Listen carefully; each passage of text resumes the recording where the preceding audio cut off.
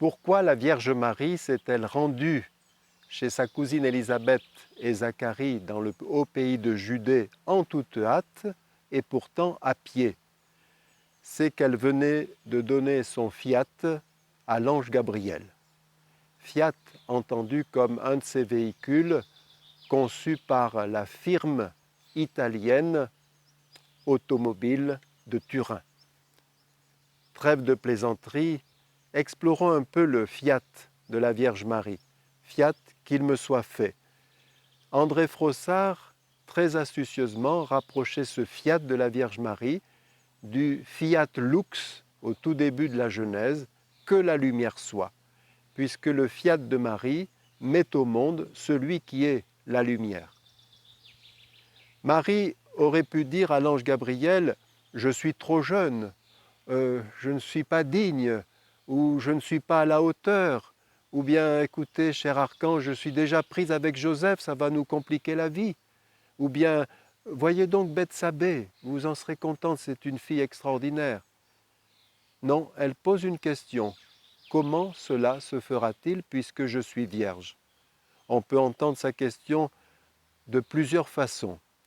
D'abord, comme je dis aux enfants du catéchisme, elle peut dire simplement « Tu me dis que si je te dis oui, une petite vie va commencer à se former en moi, mais pour avoir un bébé, il faut être deux, il faut un papa, or je suis toute seule, comment cela se fera-t-il » Ça peut vouloir dire aussi, selon la tradition catholique, comment cela se fera-t-il puisque je suis vierge.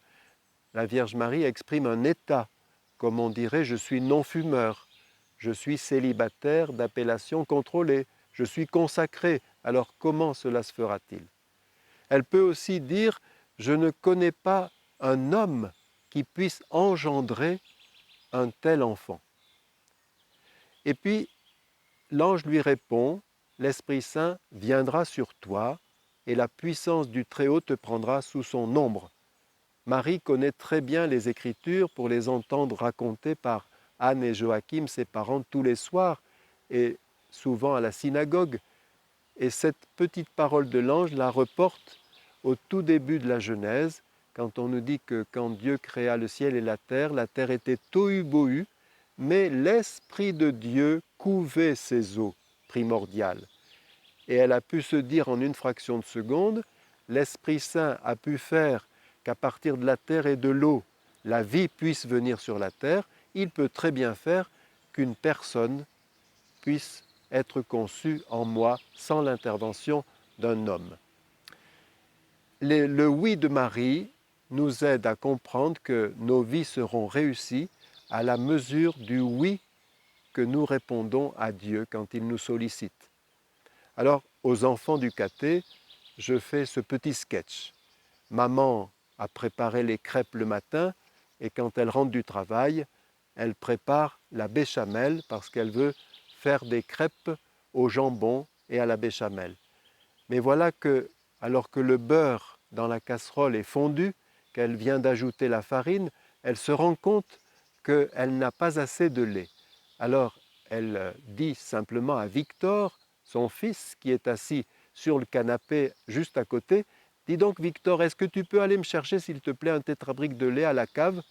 Et Victor, qui est sur son jeu vidéo, « Oui, attends !» Les enfants s'esclavent de rire parce qu'ils se reconnaissent bien. Ou alors Victor dit « Pourquoi c'est toujours à moi que tu demandes, c'est jamais à ma sœur ?»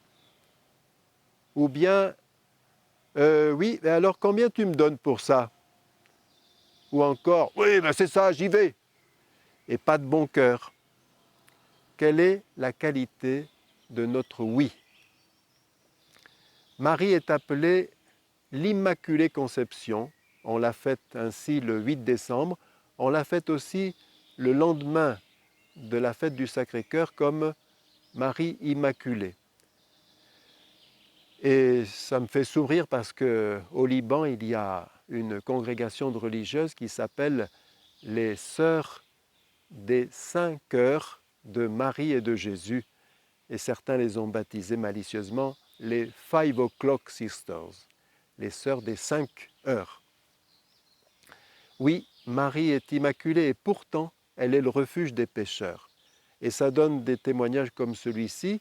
Lorsque j'étais au séminaire français à Rome, nous avions à prendre entre une demi-journée et 3 demi-journées de pastoral au milieu de nos études dans la semaine, et certains, audacieux, allaient visiter les jeunes de la prison de Rome. Et ils nous rapportaient des témoignages comme celui-ci.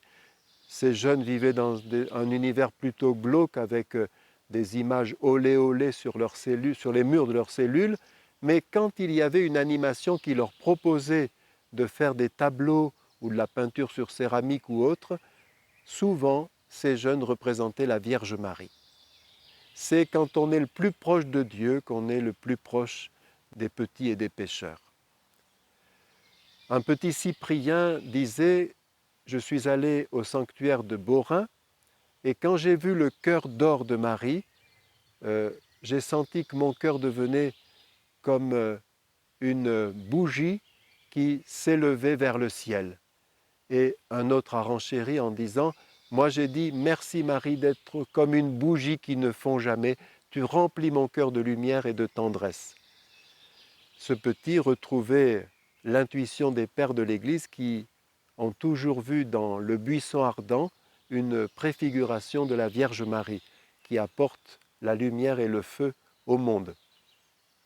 Une catéchiste faisait voir le chemin de croix, ou faisait peut-être prier le chemin de croix dans l'église. 13e station, c'est la Vierge Marie qui reçoit le corps de son fils mort sur ses genoux, la fameuse Pietà, et une petite lui dit, une petite de 10 ans, lui dit « Qu'est-ce qu'elle dit Marie ?» Un peu surprise, la catéchiste lui dit « Qu'est-ce que tu en penses toi ?» Eh bien moi je la vois qui se penche vers l'oreille de Jésus et qui lui souffle « Je suis fier de toi ». Magnifique, magnifique réflexion d'enfant.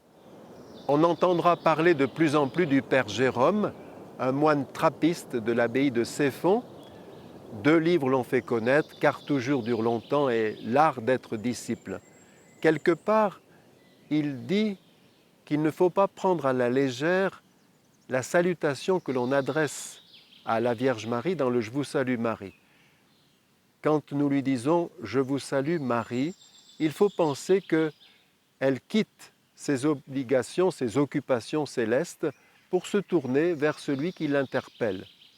Et il faut simplement l'entendre dire « Ah, c'est encore toi mon enfant ».